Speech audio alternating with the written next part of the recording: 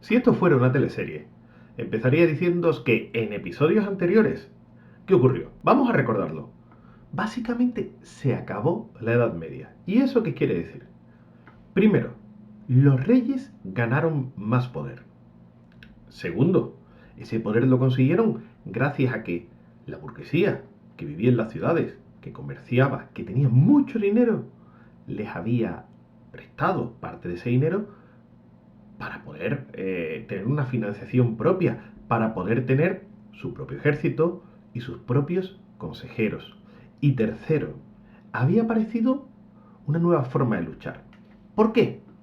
Recordad, aparecen armas de fuego, aparecen armas como el arco largo, la ballesta, aparece la alabarda, armas que están pensadas para derrotar a la caballería, es decir, los nobles, que eran la gran fuerza de combate de aquella época, dejan de ser tan importantes y cualquier persona, bien armada y con cierta preparación, puede ser un guerrero letal. Todo esto va a provocar, en consecuencia, el fin de la Edad Media. Todo esto sumado a otros elementos. Recordarás, por ejemplo, la imprenta, que hizo que la cultura ya no estuviera solamente en manos de unos pocos, o la universidad, que recuperó el saber de Grecia y Roma. Y a todo ello le podemos añadir además dos sucesos muy importantes. La caída de Constantinopla a manos de los turcos otomanos. Recuerda, el comercio con las especias de la India se corta y eso va a hacer que los europeos empiecen a navegar por el Atlántico buscando nuevas rutas. Una, la portuguesa, va a ir por África y la segunda, la española o la castellana, va a coger por el Atlántico y va a intentar dar la vuelta al mundo, pero se va a topar con un continente que no sabíamos que estaba allí, América. Todo esto junto va a significar el fin de la Edad Media y el principio de lo que llamamos la era moderna.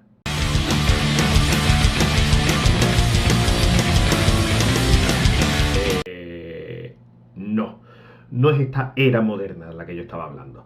Estoy hablando de esta otra era moderna.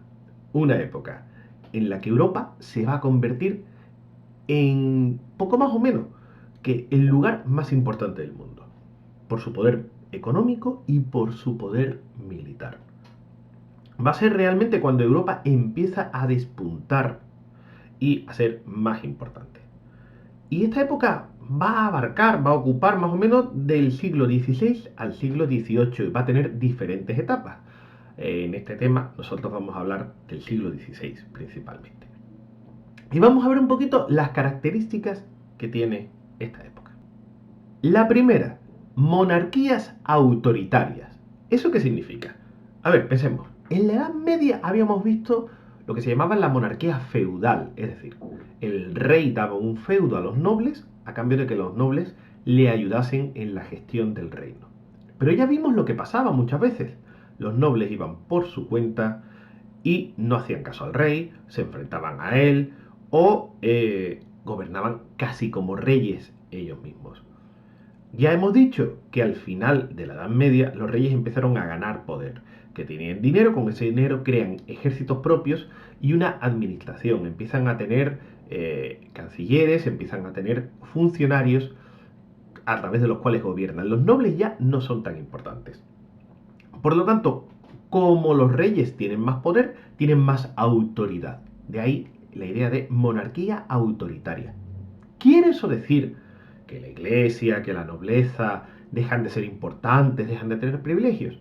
No, van a seguir siendo muy importantes, pero ahora no tienen fuerza para competir con el rey. En consecuencia, van a estar por debajo, ya no son tan importantes.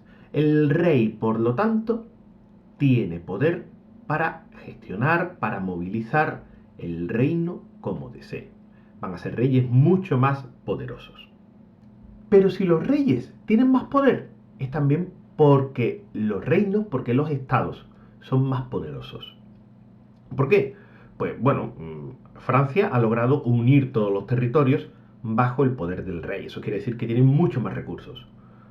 Ya vimos que los reyes católicos habían logrado unir casi toda la península ibérica bajo el mando de una sola familia, de una sola dinastía de reyes. También en Inglaterra va a pasar algo parecido. Es decir, vamos viendo cómo todos los reinos van consiguiendo manejar más recursos. Pero es que además esos recursos se suelen dirigir a conquistar territorios fuera de Europa. Portugal ya hemos visto que conquistó territorio en África y en América, en lo que hoy en día sería Brasil.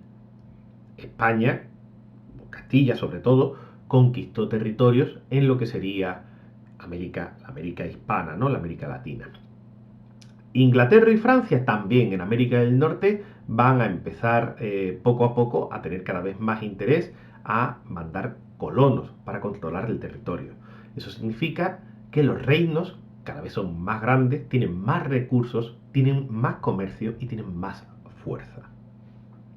¿Y este aumento del comercio, por qué se debe? Bueno, pues el descubrimiento de América, la llegada a África, la llegada a Asia, sin intermediarios, o sea, los comerciantes europeos van directamente a estos nuevos mercados, permite que se vendan y se compren nuevos productos. ¿Eso qué va a provocar? Que aumente la artesanía. Podemos vender más productos, fabriquémoslos. Podemos ganar más dinero, comerciemos más. Y para facilitar todo esto, hay gente que ha reunido mucho dinero y su negocio va a ser prestarlo. Este préstamo de dinero van a ser los banqueros y van a permitir que el comercio siga existiendo, que siga creciendo.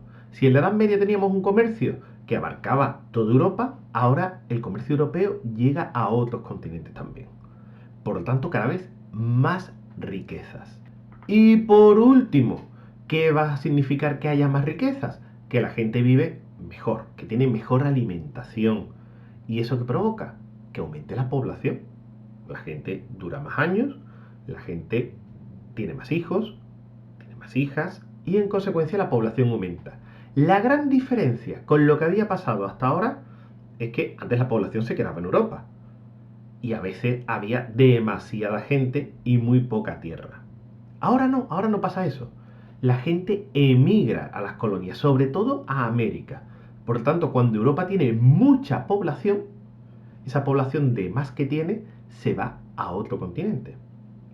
Por lo tanto, la población europea no deja de crecer y la americana va a empezar a crecer también gracias a estas olas de emigrantes europeos que llevan consigo su lengua, su religión, su cultura.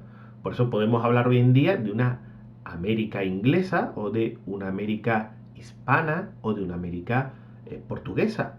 O sea, es decir, lugares donde lo que se habla es el inglés, el portugués, el castellano y también, en menor medida, una América francesa, en los sitios donde estuvo Francia, sobre todo en algunas partes de Canadá y de Estados Unidos.